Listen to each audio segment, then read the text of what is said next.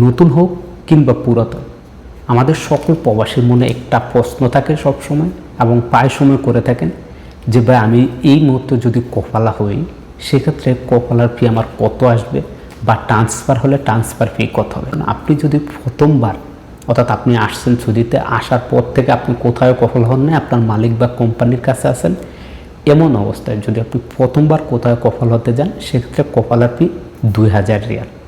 এবং যখন আপনার 1 নম্বর কফালাটি হয়ে যাবে এরপর আপনি চিন্তা ভাবনা আছেন যে আপনি দ্বিতীয় কোনো জায়গায় কোনো কোম্পানিতে বা কোনো মালিকের কাছে আপনি কফাল হবেন, সেক্ষেত্রে আপনি যদি দ্বিতীয়বার কফালা হতে যান সেক্ষেত্রে কফালার ফি বা ট্রান্সফার ফিটা কত আসবে সেটা হচ্ছে 4000 রিয়াল। পর্যায়ক্রমে আপনি যদি তৃতীয়বার কফালা হতে চান সেক্ষেত্রে আপনার 6000 রিয়াল। যে আপনি ঠিকই শুনেছেন, তার মানে আপনি যদি প্রথমবার কফালা হন কফালা ফি বা ট্রান্সফার ফি 2000 রিয়াল, আপনি যদি দ্বিতীয়বার কফালা হন সেক্ষেত্রে কফালা বা ট্রান্সফার ফি 4000 রিয়াল। আপনি যদি তৃতীয়বার কফাল হতে যান সেক্ষেত্রে কফালা বা ট্রান্সফার ফি 6000 রিয়াল। এরপরে আপনি যতবারই কফালা হবেন সেটার জন্য আপনাকে 6000 রিয়াল ফি দিতে হবে।